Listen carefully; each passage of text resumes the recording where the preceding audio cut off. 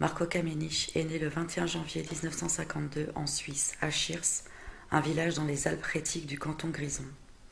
Il fait son apprentissage de fermier et travaille comme palefrenier. Il commence son activité politique dans la seconde moitié des années 70 dans le comité de soutien aux luttes des détenus et participe à la résistance antinucléaire. Un vaste mouvement d'opposition populaire aux centrales nucléaires se développa en Suisse. Il débuta en 1958, mais prit véritablement son essor pendant les marches pour la paix de 1963 à 1967. Ce mouvement revêtait de nombreuses formes, de manifestations de masse aux incendies des automobiles et des villas des industriels et lobbyistes du nucléaire. En 1973, à Olten, aura lieu la plus grande manifestation contre le nucléaire et 16 000 personnes signeront une pétition. Il y aura ensuite l'attaque contre le bureau de planification de la centrale de Verbois, contre les transformateurs à Verbier. Toujours en 1973, les manifestants occupent le site d'une future centrale nucléaire à Kaiserkox. Ces occupations se succéderont jusqu'en 1975 et ce projet de centrale sera finalement abandonné. Le 25 juin 1977, une première tentative d'occuper le site de la future centrale de Gösgen par 2500 personnes est très brutalement réprimée par la police. Cette répression provoque une manifestation de 5000 personnes le 2 juillet 1977, qui est à son tour très violemment réprimée. Ces événements radicalisèrent le mouvement et les actions directes contre les acteurs du programme nucléaire suisse, dans le cadre général d'une radicalisation des luttes anticapitalistes et anti-impérialistes, et en réaction à l'institutionnalisation d'une partie du mouvement antinucléaire.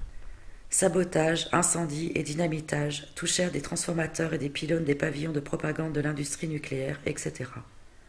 Voilà le cadre des actions pour lesquelles Marco fut lourdement condamné.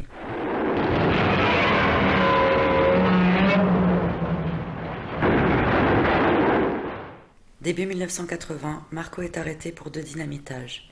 Celui d'un pylône de la ligne à haute tension de la société électrique NOC, en novembre 1979, une des grandes sociétés qui exploitait des centrales nucléaires en Suisse, et celui du transformateur et pylône de la centrale de transformation électrique Sarelli, en décembre de la même année. Il est condamné en janvier 1981 à 10 ans de prison. C'était une peine exceptionnellement lourde.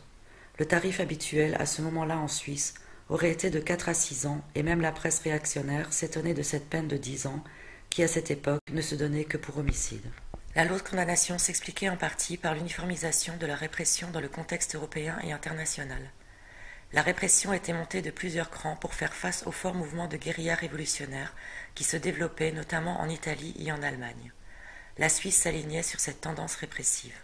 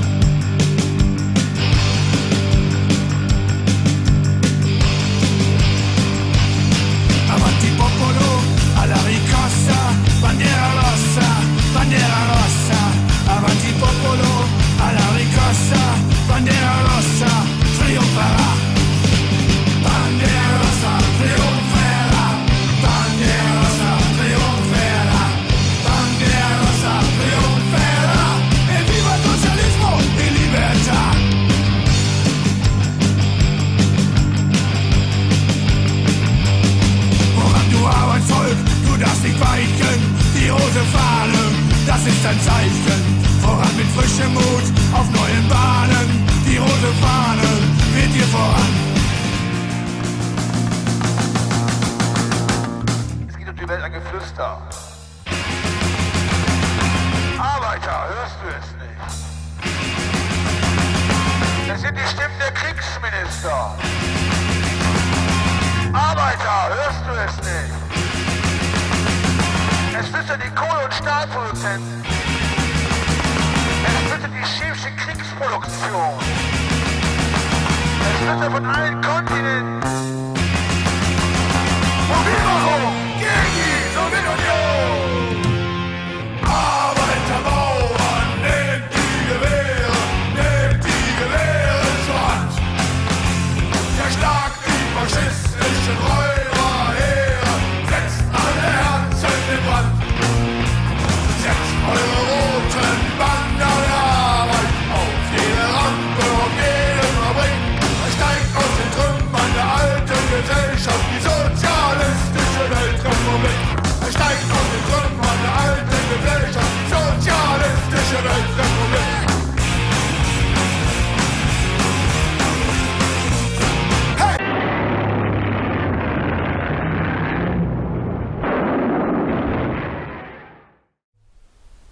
La lourde condamnation de Marco s'expliquait aussi par l'importance stratégique de l'industrie énergétique en général et de l'industrie nucléaire en particulier. L'industrie énergétique est au cœur du système et contribue de toutes les manières à l'écocide qu'il provoque. Les autorités suisses réprimaient sévèrement l'opposition à leur politique énergétique nucléaire volontariste.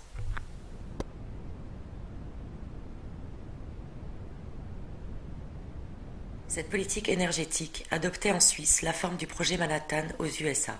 Peu après Nagasaki et Hiroshima, les autorités suisses lançaient la propagande pour le double usage, militaire et civil, du nucléaire. On promettait à la population une ère dorée, une ère glorieuse de progrès et de bien-être sous le signe du nucléaire. L'objectif de la conception et la fabrication d'une bombe atomique suisse reçut de la Fédération un crédit cadre d'une importance inédite. 18 millions de francs à partager entre industries privées et institutions publiques, notamment universitaires, au bénéfice des intérêts économiques privés. En 1946, les groupes industriels Braun-Boveri, Sulzer et Escher-Weiss fondent la commission d'études énergie nucléaire et le consortium de travail réacteurs nucléaires. Les groupes Motor Columbus et Electrowatt intégreront par la suite ces projets. En 1963, la société énergétique suisse NOC, le groupe industriel suisse Braun-Boveri et la société américaine Westinghouse construisaient la centrale nucléaire de Bezno autour d'un réacteur américain. Ensuite furent construites les centrales de Bezno II, Mühlberg, Gosgen, Daniken et Leibstadt. Avec la participation de toutes les grandes entreprises mécaniques suisses, la construction d'une centrale nucléaire de conception suisse subventionnée par l'État fut entreprise en 1962 à Lussens, dans le canton de Vaud. Mais le 21 janvier 1969, lors d'un démarrage de la centrale, un défaut de refroidissement provoqua un accident majeur. Le cœur du réacteur fondit partiellement, entraînant une contamination radioactive massive de la caverne où était construite la centrale. Il fallut décontaminer et démanteler l'installation, entreposer des masses de déchets dangereux et combler la caverne avec du béton.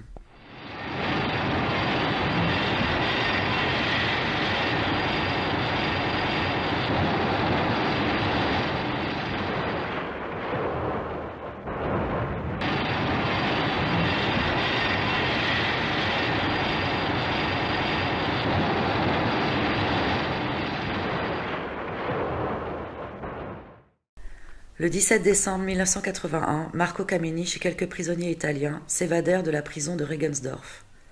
Un gardien est tué et un autre blessé dans la fusillade. Pendant 10 ans, Marco Caminich vit en cavale, continue son activité antinucléaire et écrit des articles sous pseudonyme pour la presse anarchiste. Le 3 décembre 1989, un garde-frontière au poste de douane italo-suisse est tué à Brusio dans les Grisons. La presse et les autorités désignent immédiatement Marco comme auteur. Marco Caminich a toujours rejeté cette accusation. La longue cavale de 10 ans se termine en Italie le 5 novembre 1991 à cause d'un simple contrôle de papier dans la province de Cinquale di Montinoso, en Toscane. Dans la fusillade, un carabinier et Marco sont blessés, tous deux à la jambe. Il est hospitalisé 6 mois à Pise, puis transféré à l'infirmerie de la prison de Milan. À son procès, qui s'ouvre le 5 juin 1992, Marco est accusé non seulement d'avoir tiré sur le carabinier, mais aussi d'avoir participé à une vingtaine de dynamitages de pylônes. Il est finalement condamné le 4 avril 1993 à 12 ans de réclusion qu'il purgera à la prison de Biella. Selon le tarif terrorisme italien, il s'agissait d'une peine relativement modérée. La raison de cette prudence relative des autorités locales est due à l'enracinement profond historique et du moment de la résistance radicale militante dans une zone pleine de bases de l'OTAN et d'industries de guerre. Cette région a toujours connu un fort mouvement ouvrier, notamment les travailleurs des carrières de marbre, une forte résistance des partisans antifascistes et aussi la présence d'une forte colonne des Brigades Rouges, dont la répression ne réussit à découvrir et à arrêter que peu de militants. L'arrestation et le procès de Marco survenaient en outre à une période de grande mobilisation populaire écologique. Il y avait eu les luttes contre l'usine chimique Montedison à Marina di Carrara, qui en 1988 avait massivement empoisonné la région avec la dioxine.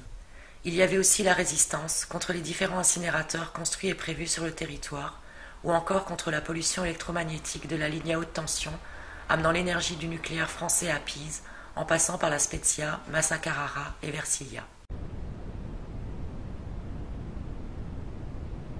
Autre front de lutte de cette région, la lutte contre la spéculation immobilière qui conduisit au dynamitage de villas de luxe en bord de mer, en résistance à une restructuration urbaine touristique et spéculative qui impliquait des expulsions pour les classes populaires.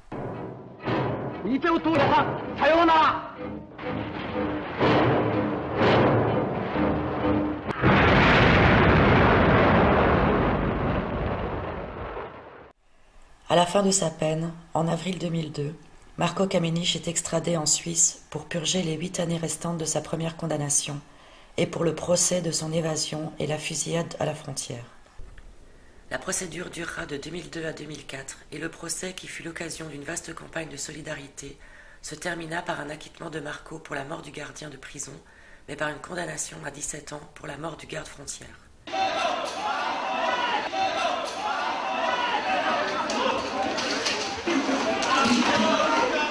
Ces 17 ans ont été considérés comme devant s'ajouter à la peine purgée en Italie, en ouverte violation, dans ce cas spécifique, du code pénal suisse. En mars 2007, la peine a été réduite à 8 ans de prison, et avec le reste de sa condamnation de 1981, la fin de sa peine surviendra au plus tard, en mai 2018.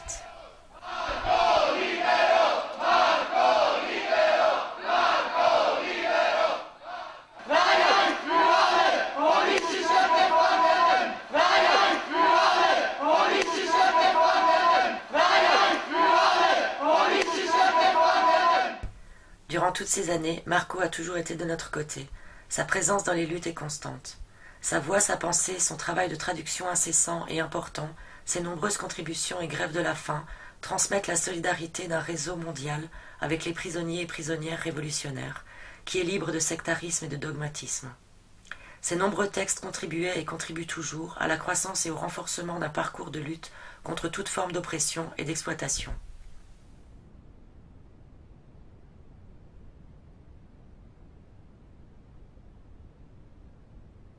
Ces textes de prison ont même été à l'origine de nouvelles poursuites. Le 13 juin 2012, à l'aube, les carabiniers perquisitionnent une quarantaine de maisons dans différentes villes italiennes et arrêtent 8 anarchistes dans le cadre d'une opération dirigée contre la Fédération anarchiste informelle.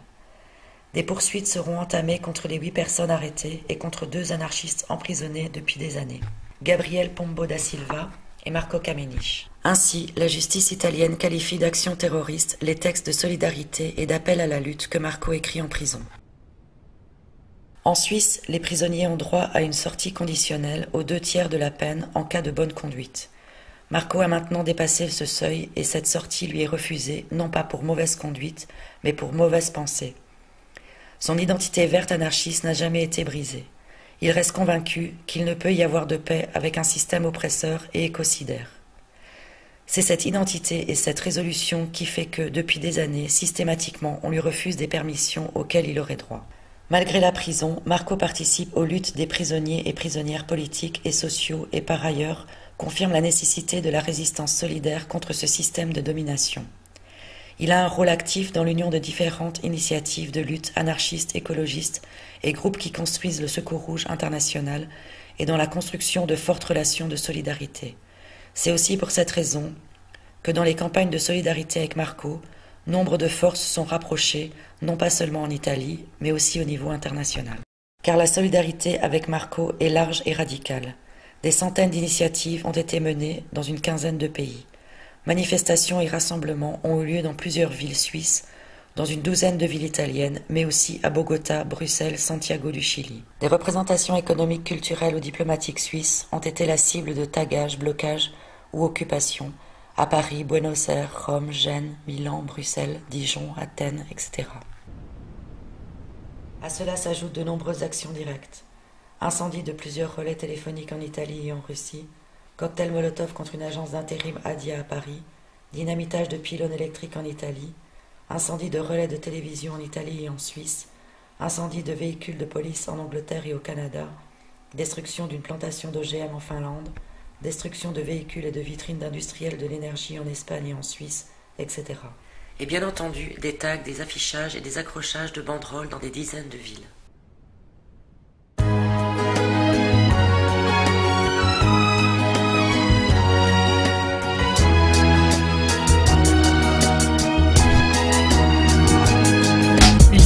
ici de rapper pour ceux qui ont pris le chemin de la lutte armée et parfois n'ont pas pu éviter les coups de feu à l'armée, qui ont maintenu intact l'étendard de la révolte. L'idée que les pauvres ne paieront pas tout le temps pour les abus de ces despotes, patrons, militaires, hommes d'affaires, État et industrie. La matrice est complexe et s'alimente d'un feu nourri au milieu d'un appareil répressif qui te fait sombrer dans le noir et maintient ton esprit dans un tiroir. Derrière ces murs ils tiennent bon, dehors on fait la même avec beaucoup d'humilité et d'abnégation. De là me sent à bas paume, la rage étouffe dans mes paumes et la culpabilité de ne rien faire est un poids sur mes épaules. J'écris pour vivre et mes larmes n'y peuvent rien. Ne laissons pas faire et l'expression de notre soutien. Ma rage m'étouffe autant que ma haine et j'ai le souffle coupé. Mon bras se lève, mon poing est serré. Libérez-les, révolutionnaires, combattants, militants, incarcérés. Ma rage m'étouffe autant que ma haine et j'ai le souffle coupé. Mon bras se lève, mon poing est serré. Libérez-les, révolutionnaires, combattants, militants, incarcérés. Les gens considèrent comme terroriste la personne qui prend une arme pour lutter contre l'impérialisme. Que pense-t-il de ces états qui appliquent les méthodes de la dictature, de ces patrons qui traitent les ouvriers comme de vulgaires ordures, de ces trafiquants d'armes qui s'enrichissent sur la misère humaine, de cette police corrompue qui joue du bâton telle une vieille rengaine?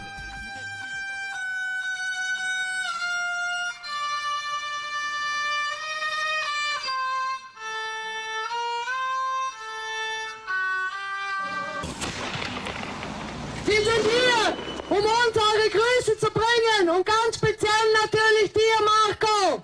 Wir hoffen, dass es dir gesundheitlich gut geht.